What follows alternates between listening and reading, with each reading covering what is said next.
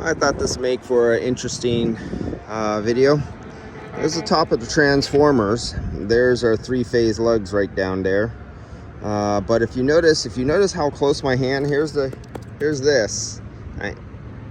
That's 13,500 volts right there. When it comes out of the transformer, then it's 477 208 for this building right here. But that's awfully damn close. And you see this camera right here? If I put my hand, that's less than 3 feet from clearance of that metal to there.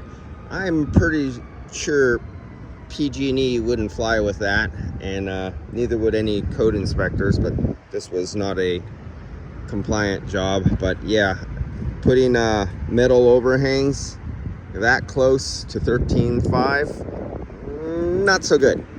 You ever have the feeling of just reaching out and touch it just to feel what 13.5 feels like? Yeah, no, it came to my mind.